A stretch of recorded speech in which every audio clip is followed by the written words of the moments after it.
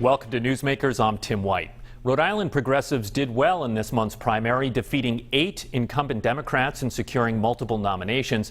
This week, we take a closer look at 2 big upsets. In Providence, Tiara Mack won over longtime State Senator Harold Metz, and in East Providence, entrenched State Senator William Conley lost to newcomer Cynthia Mendes.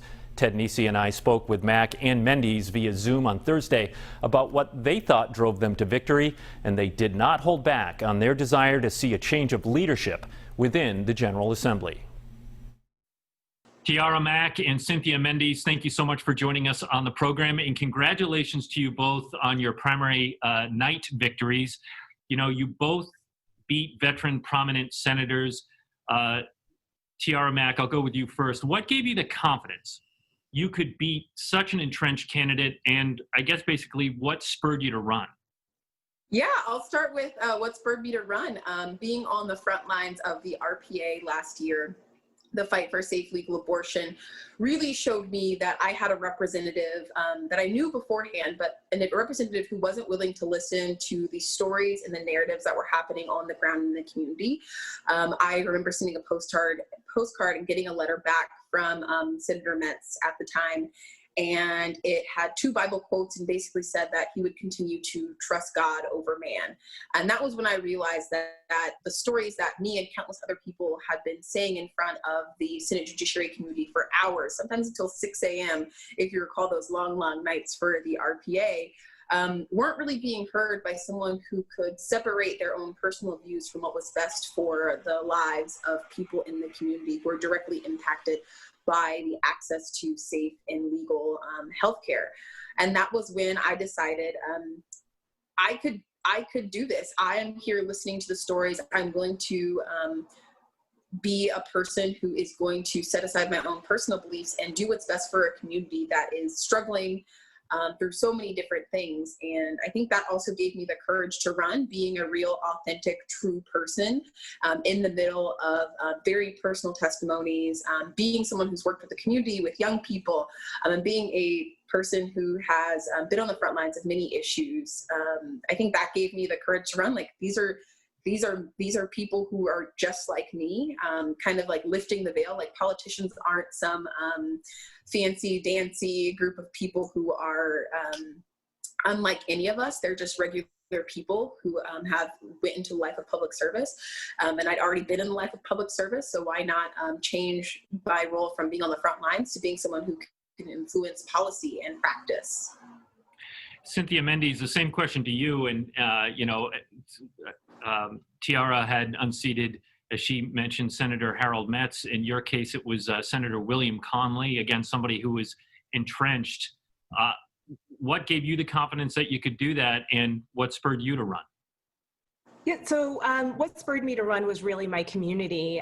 Some friends and people in the community that I had served and volunteered with had just been so fed up with a leadership in the State House that wasn't listening to us, that wasn't actively working for working families.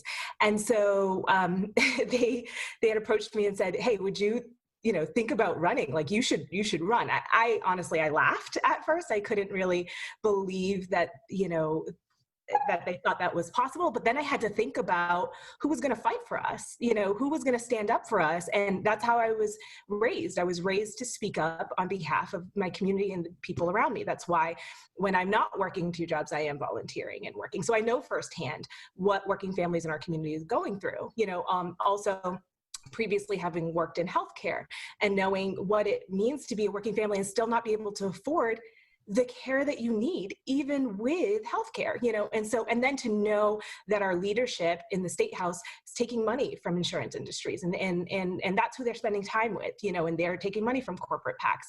So it was really easy for me to then realize, oh, if I don't fight for them, no one will, and that was just a distinct decision maker. And then also my daughter, I have a teenage daughter, and I had to think about the world that she's going to walk into, and we have teenagers across the globe having to march and demand that their leaders address climate crisis in bold, aggressive ways and stop selling out to the fossil fuel industry is absurd to me. So I knew that, her future also required me to do that. And what gave me the confidence was multiple things. One, I get to run with the Rhode Island Political Cooperative, so a slate of other candidates like Tiara and across the state of everyday people who have been serving their community, and just realized that the power of us together with a service leadership heart could actually change the face of leadership in the state. And the other thing is really the sheer negligence of leadership. They got too comfortable, they got too entitled, and so this idea that they actually left the door wide open because they hadn't talked to voters in a very long time. They do not know what is impacting them and what they care about. So that is what I do. So it was quite easy as far as that is concerned to build that confidence because I trust my community. I know what they care about.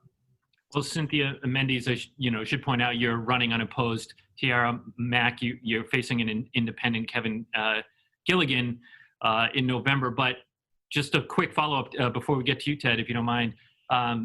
Cynthia, that you don't seem too happy with leadership. Should we take that to mean you're not going to vote for Senate President Dominic Ruggiero come January?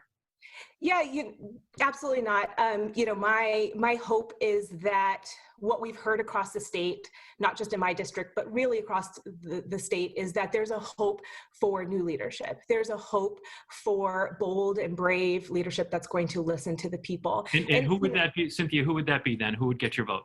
That would be interesting. No one's challenged him yet, but I believe that we have leaders, in the State House right now that have been suppressed by, the current leadership. So I'd be interesting to see what my options are, but he is not one of them. Tiara, Mack, same question to you. Yeah, I believe I've already said this before, but I would not vote for the current Senate president. I think it is important to realize that this is someone who has wielded their power to make sure that important legislation has not made it to the Senate floor for a hearing. And that's just not good governance, and that's not good democracy. And so we need a bold, brave leader, like Cynthia said, whoever that person is. I'm sure there are going to be leaders in the Senate who now feel this momentum that the Rhode Island Political Co-op is bringing into the Senate floor.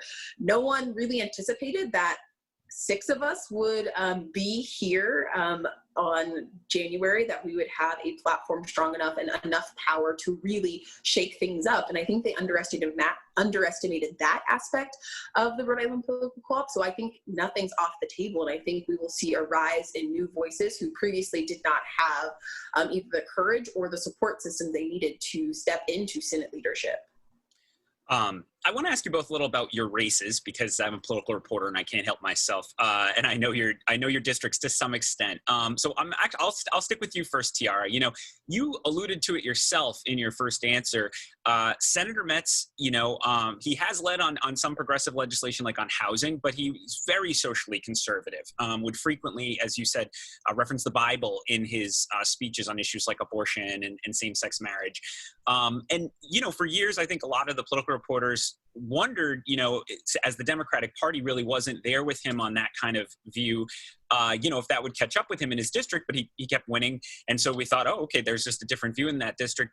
How much did you feel that played into voters' decision to switch to you?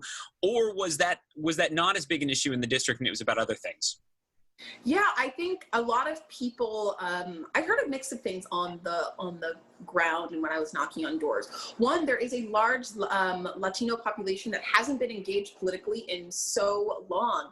And being someone who took Spanish for 10 years in middle school, high school, and then took German in college, which wasn't as useful, but was brushing up on my Spanish and speaking on the doors with folks who had literally never had someone come to their door, speak in their native language about issues in their community. I think one, that was the most important step into what really changed the landscape in District 6. Having someone come to your door for the first time and be able to not only ask you about what's going on in your community, but ask you those important questions in your native language, be able to understand, and then be able to respond. And I think that was unprecedented in a lot of people's lives and in a lot of communities.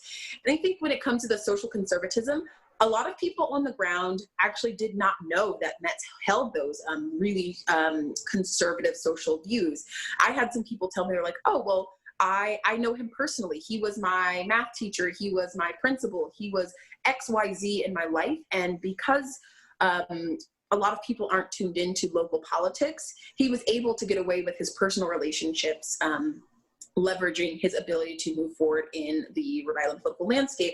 So a lot of people aren't tuned into the issues. We also have some of the lowest voter turnout for local elections. So when you have a strong network that's been built over 30 to 50 years due to your professional life and your personal life, you're able to get 900 people to co-sign on to the fact that you were a decent, upstanding person personally that they know. But when people aren't tuned into the fact that this is someone who has habitually voted against the solemnization of marriage, voted against marriage equality, and also introduced the harmful voter ID laws, which are some of the things that lots of folks in the community were more upset about than his social conservative views. They were more upset about his stance on voter ID laws in Rhode Island. And I think that was some of the unexpected sentiments that people were bringing into races. He's had challenges before. He hasn't had, Senator Metz has not had challengers who are ready to put in the hard work during a global pandemic and knock on every single door and have those hard conversations and really challenge and admit, this is someone that you can personally, in your personal life, like and think is an upstanding citizen. He could be your friend, he could be your old teacher, but when it comes to policy, he does not stack up to where we need to be in 2020 in Rhode Island for our people. What will be your top priority, policy priority, once you're sworn into office? We have to care about our jobs and environment and healthcare, and those are not separate issues. They're actually all work together. And so part of being part of the Rhode Island Political Cooperative is that we have a shared platform of things that we know are a priority to our community. We actually expect now going into this legislative season and talking about bold, holistic, robust policies that address all the things and the burdens that are on the shoulders of our working families right now. You've just heard the progressive voice there. When we come back, the other side of the aisle in the other chamber, House Minority Leader Blake Filippi, what is the outlook for Republicans this November, and can they pick up seats in a presidential year, which hasn't always been friendly to the GOP in Rhode Island? Stay with us. You're watching Newsmakers. Welcome back to Newsmakers. I'm Tim White. As we talked about in the first half, progressive Democrats did pretty well in the primary. On the other side, House and Senate Republicans are hoping to make some gains and pick up seats come November. But will they face headwinds in a presidential election with an incumbent president who isn't so popular in Rhode Island? Despite that, the leader of the GOP in the House is optimistic. Here now is House Minority Leader Blake Filippi. House Minority Leader Blake Filippi, it is good to see you back on the program. Thanks for joining us. Happy to be here. So let's start with this. On the first half of the program, Leader, we heard from two progressive candidates who unseated two entrenched Democrats in the primary. This is a big headline from earlier this month, and we're curious what stood out to you from this primary. Their organization. You know, they did a good job organizing, and they had a lot to run on. And I don't know that there's this overwhelming progressive wave in the state. I think we generally are a conservative state, and that's why you see so many conservative Democrats. I just think you've had Democrats behaving badly. And if they didn't behave badly, then maybe there wouldn't have been these progressive wins. Well, as you point out, we have some fairly conservative Democrats, and some would say they are in leadership positions here in the state. And both of our guests in the first half rejected the leadership for the General Assembly. And I remember Joe Trillo telling Ted and I years ago when he was a state rep that he would rather have House Speaker Nicholas Mattiello as a speaker because the alternative from his political perspective would be worse. Do you agree with Trillo? I mean, I don't know what the alternatives are at this point. I don't know if the speaker's coming back. If he does come back, is there a conservative that challenges him? You know, these are caucus decisions that we're all going to make together. We stick together on these issues. So I don't know that. I think Trillo was probably comparing Mattiello to a progressive. I don't know what the leadership battle, if any, is going to be. I am curious, Leader, because, I mean, it's been frosty, to say the least, I would say, this year between the GOP caucus and Speaker Mattiello after, at times in the past, there's been maybe more of a collaborative relationship. You know, could you still foresee an ability to get behind him if he, you know, needed those votes to stay in as speaker and was able to convince all of you that, you know, you're going to get a more progressive alternative if you don't back me? I mean, anything's possible. I don't foreclose anything. I don't know what the alternatives are. Even the fact that we do have a frosty relationship, it's really been on policy differences and on legal differences. On the floor back in July or June when we were last there, he and I shared a laugh. So it's not a personal animus, it's a legal and political animus, and I think we both get by that. And yeah, I think, but aren't you sort of kind of glazing over the issues you're having with him? You literally sued him over the JCLS right now, and yet here you are saying on Newsmakers that, well, we'll have to see what the alternatives are. Yeah, we're going to do what's in the best interest of the people of the state of Rhode Island, period. We're suing him based on a legal dispute. He feels that he can unilaterally control a 5-member committee and spend $46 million a year, and we just completely reject that. That's in the courts, and they're resolving it. And, this caucus will do what's in the best interest of the state of Rhode Island. If that is Mattiello, then we consider it at that time. We don't know what the alternatives are going to be. If it were another conservative Democrat, would that be appealing to us? Most certainly. But I don't think we could get behind a radical progressive ever for Speaker. Maybe we just sit it out. I don't know what we do. This is a caucus decision, but we don't foreclose anything. Well, speaking of your caucus, we had these progressive victories, but those were primaries. And of course, your party's challenging both some incumbent Democrats and some of the newly nominated folks. I'm just curious, as you look out at the landscape, you have 9 members right now, I believe, in the House Republican caucus. How optimistic are you about picking up seats, considering it's a presidential year? And what do you see as your top target opportunities? Yeah, I think we're aiming for getting 5 to 6 seats. I think that Patricia Morgan's got a great chance. Ritchie and Grasso and Johnston have a great chance. Rhea and Smithfield has a great chance. Giarrusso trying to regain a seat against Caldwell, and Mendonça over in the East Bay. I think those are the races we have a good chance, but there's always sleepers. There's people who really work hard, knock on doors, and, they can be a surprise. I was surprised when I won. No one even knew about my race. I remember having to look you up. Yeah. To Ted's point, to Ted's question, the other part of that question, though, was he asked if, about this being a presidential year, does that present a headwind for Republicans because you'll have Donald Trump, who is not very popular in this state, at the top of the ticket? I think in some districts it may. In other districts it would help. If you look at the speaker's race, and that's another one which I think we may pick up, that's a Trump district. Western Rhode Island is a Trump district. Where Ken Mendonça is taking on Terry Cortfriend, that goes back and forth every couple of years. So it can help, but where Trump is unpopular, the Republican message of clean government, fidelity to the taxpayer, it sells. And I think voters are smart enough to distinguish between the federal government and what's going on here, because in this state, the Republicans are the party of clean government, and that sells. Have you decided yourself, are you going to support Donald Trump for re-election? Yeah, I support the Republican nominee. Definitely. I don't like a lot of the stuff, the rhetoric, but a lot of the people I dislike and institutions I dislike hate Donald Trump. The mainstream media that frankly lied us into the Iraq War, hate Donald Trump. The pharmaceutical industry that's been screwing the people of this country for a long time, hate Donald Trump.